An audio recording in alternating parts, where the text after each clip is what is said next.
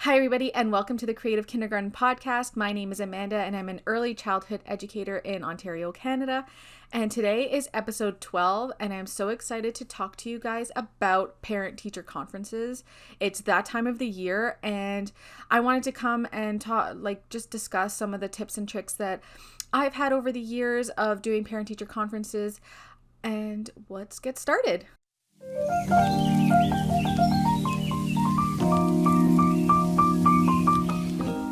So it just started to rain. Hopefully you guys can't hear that. It's just hitting the window. It's raining pretty hard, but hopefully you guys can't hear that and we can just keep going with this podcast. If it is something that you can hear, I'm sorry, and I hope it's not bothering you too much, but I'm just going to keep going.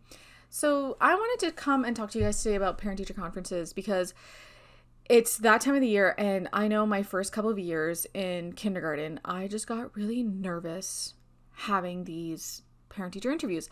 I don't really know why, because all of the places I've worked at like daycare, we talked to parents daily. We filled in reports daily. We had like mini conferences every day at pickup, especially like when you're working with toddlers and young kids. Parents want to know all about their day.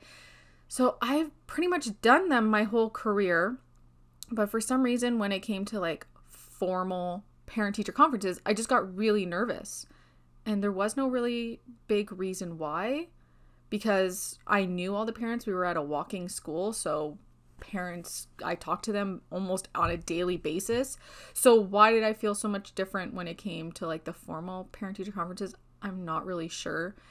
It was just more of like, this is like, you have to come prepared. You have to make sure that you're ready to talk about each child individually. And I think it's more about that I didn't want to ever make parents feel bad about their child.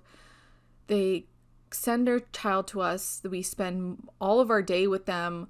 We're teaching them. We're helping them grow. And I never wanted parents to ever feel like they weren't doing a good job, or there wasn't adequate, or there was something going on with their child. I wanted them to leave our parent-teacher conferences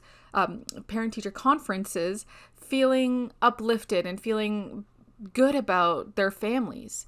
And so that was always a big thing for me. I didn't want to ever make my families feel bad.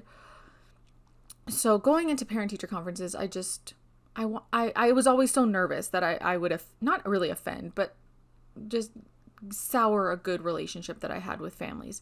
So a few things that I did when I had parent-teacher conferences is I would make sure that I had a piece of work that a child had done for each of the children in the classroom. So whether it was something that they really like writing, or if they really loved drawing, or if they really loved doing math, or they like taking pictures, whatever it was, I wanted to bring something with us so that when we did our parent-teacher conferences, we could show the parents something that their child was really proud of, something that their parents could be really proud of. So always bringing some kind of artifact with you to show the parents of what's going on in your classroom just helps make that parent feel comfortable, helps that parent see what's going on in the classroom, because especially in Ontario, we have a play-based system where there isn't a whole lot being sent home, especially when it comes to things like the building center or the dramatic play center. So even if it's a picture of the child playing with his friends or her friends in a certain center, just bringing that to the table just helps that parent feel so much more comfortable, especially if it's a child with exceptionalities, a child who has autism, where the parents might be concerned about social interactions. Bringing that piece to the table can really help alleviate some of their concerns. And it makes them so happy. So that's one of my best pieces of advice, is just bring something for each child that just showcases something special about them.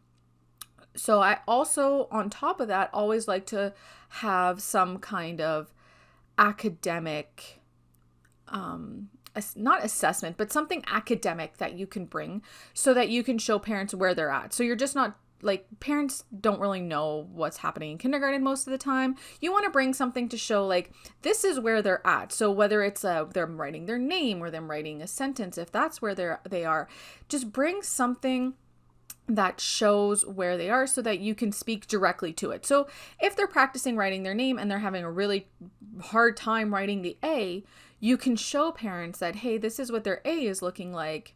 here's what we would like it to look like. This is what we're working on, to give them really specific pieces of advice, really specific things that they can work on, really specific things for them to be able to see. Because parents coming into kindergarten, usually they have no idea what their child should be doing, what we would like them to be doing, where they should be at the end of the 2 years of kindergarten. So having that really piece of concrete evidence just helps showcase that. And if it's a piece of concrete evidence to say, hey, your kid's doing amazing, don't worry about anything, look at how awesome they are, that's fantastic. If it's a piece of evidence where you have a year 2 student who's still struggling to write their name, maybe at that point you want to bring that up and show it to them in a positive way, saying that this is what we're working on in the classroom. Here's what you can do at home. Here's what we're doing to support them in the classroom, and maybe have like how they wrote their name last year and how it's already improved in this year, just to kind of give them those areas of growth and to show them where our next steps are with their learning. So I like to bring a piece of evidence of something that they've done in the classroom, and then something that makes them really special, something that they really enjoy in the classroom. So those are usually the 2 pieces that I'm bringing with us into those parent-teacher conferences.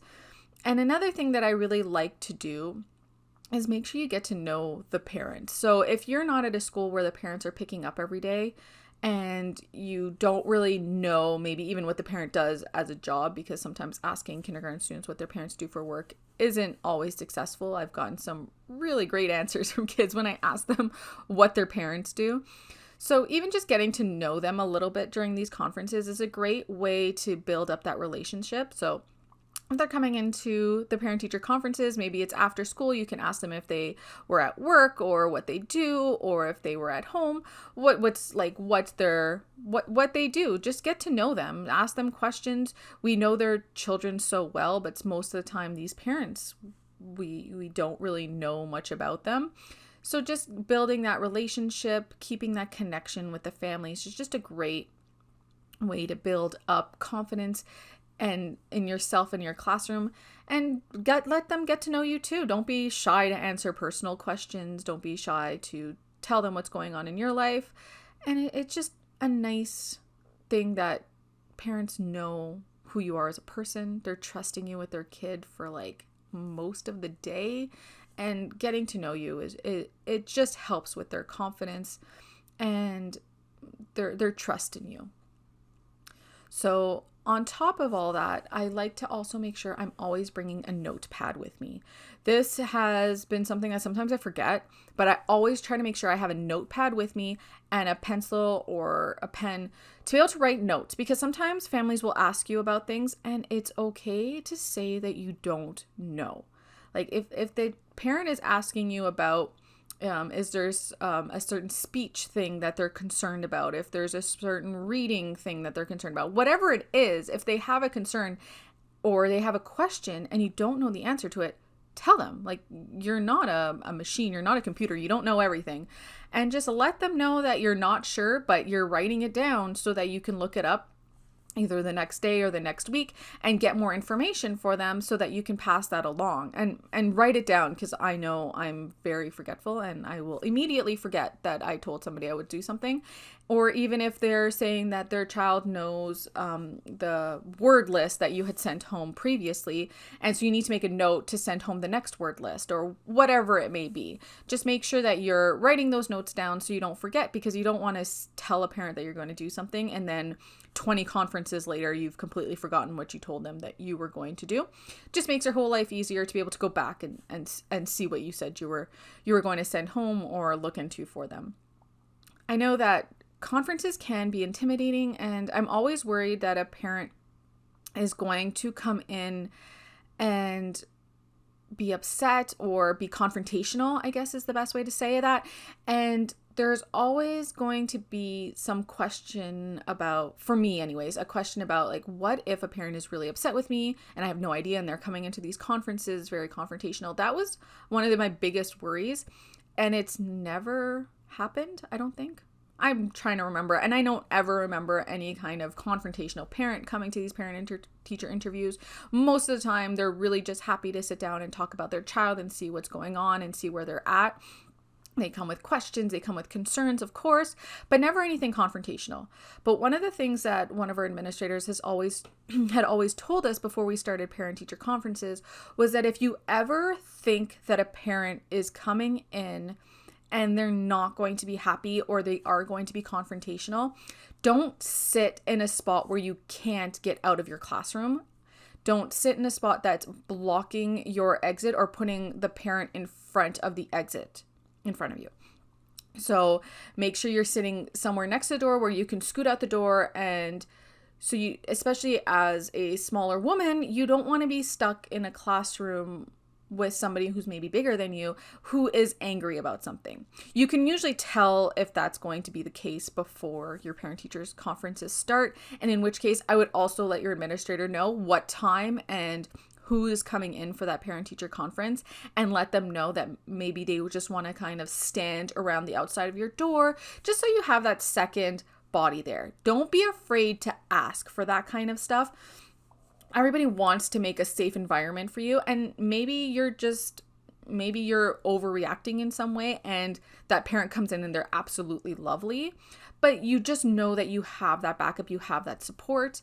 And maybe if it's you've had confrontations with this particular family in the past, and you know that it might be kind of an uncomfortable situation, then just ask for admin to sit in the conference with you. Ask for them to just be around, and when they come in, you can just say that we've been working on whatever situation that's been happening, and we asked the administrator to sit in just to make sure we're all on the same page. And I would just kind of word it like that, just like something to say like, oh, we're just making sure we're all on the same page.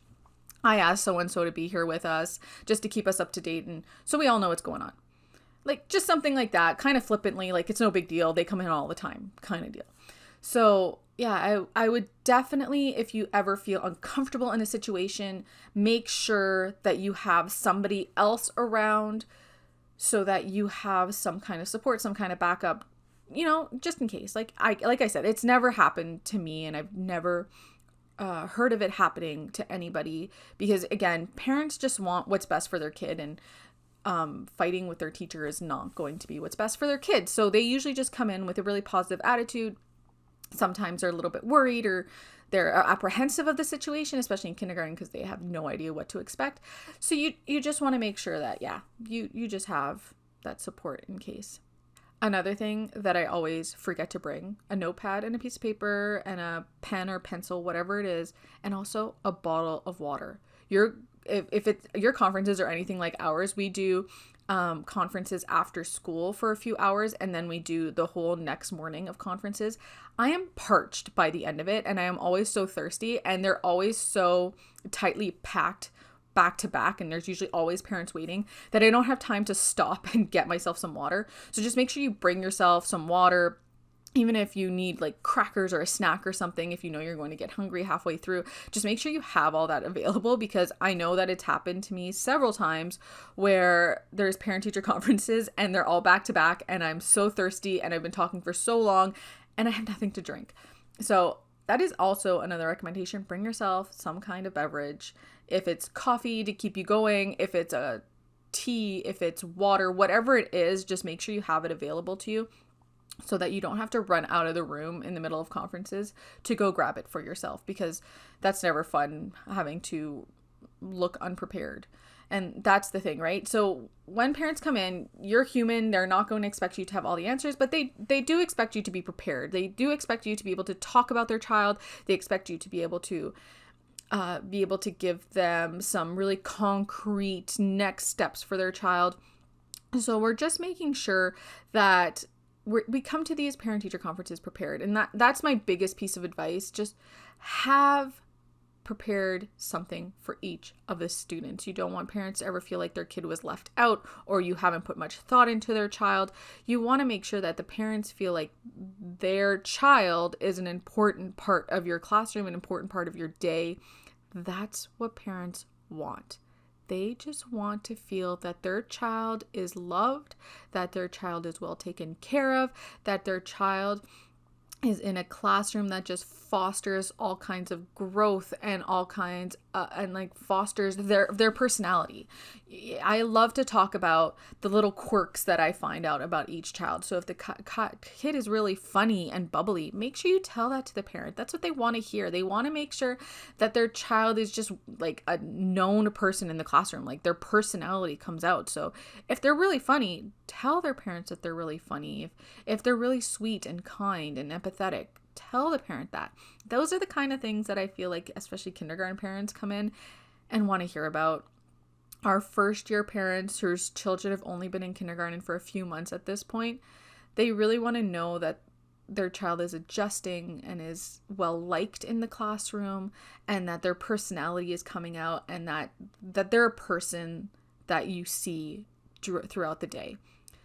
And yeah, you just speak to that. It doesn't all have to be academic unless you have some really serious concerns about some things and you haven't had a chance to touch base with the parent beforehand. Like if you have some really serious concerns about this child, parent-teacher conferences are, I would say, even too late to bring them up to the parents. Like you should have already been having these conversations, making phone calls, having some previous meetings with these families. Like unless you have not been able to touch base with these families, like, this is not the first time they should be hearing about the serious concerns you have for their child. I tend to take parent-teachers conferences more of as a time to connect with families, to just talk to them about next steps for their child and things like that, and not in a way to really bring up for the first time any serious concerns. Like if you're bringing in a CERT to sit with you for parent-teacher conferences to talk about next steps, that's fantastic. But this shouldn't be like a surprise to parents that, oh, there's something going on here. Like you should have already have spoken to parents previously about some of these concerns. And so that they're not coming in thinking that, hey, everything's going great. And then you're just hitting them with some really big things that you're seeing in the classroom. So I hope that makes sense. Like you definitely want to talk about some little things with each parent about like things that you're working on. But if this is huge where you're thinking there's going to be some kind of diagnosis or some kind of evaluation happening, then this isn't the first time this parent should be hearing about it. Like that's an overwhelming experience to get. There might be other families waiting in the hallway to come in. If you have windows and the parent is feeling very overwhelmed and upset, I'm crying, you don't want to put that parent in that situation or that family in that situation. So just make sure that you're touching base with parents beforehand, you're having meetings beforehand for those really big items that you sometimes need to bring up with families. So I hope that makes sense, and that I kind of went over a little bit of everything that I like to do for parent-teacher conferences. Again, like I said, the first few years that I had parent-teacher conferences, I was so nervous, and I looking back, I don't really know why. I think it was just because it's a new experience for me, and I just wanted to make sure that every parent or family left our conferences feeling good about their kid, and making sure that we were building those relationships with each of the families in our community. And so I hope that after listening to this podcast, you don't feel as nervous if this is your first year doing parent-teacher conferences. And even if you've done it for 20 years, maybe, hey, there's a reminder to make sure you bring your water bottle or something like that. And let me know, what are your favorite things to do during parent-teacher conferences? Do you do anything special for your families? Let me know. You can always find me on Instagram. I'm at Creative Kindergarten Blog on TPT on Instagram. I also have my creativekindergartenblog.com. You can find me on Facebook. I'm just Creative Kindergarten over there. I'll make sure I put all those links in the show notes so that you guys can find me. Make sure you touch base with me. What do you do for parent-teacher conferences that you think really builds those relationships with the families in your community? And if you're not subscribed to this podcast, make sure you subscribe. I put out new podcast episodes every Tuesday. And if you have anything that you want to talk to me about, make sure you just send me a message on any of those things I just told you about. I love getting new ideas for podcasts, and I love talking about the problems that you may be having in your classroom. So just reach out, and I'm so excited that you listened through to this podcast, and I will talk to you all next time. Thanks.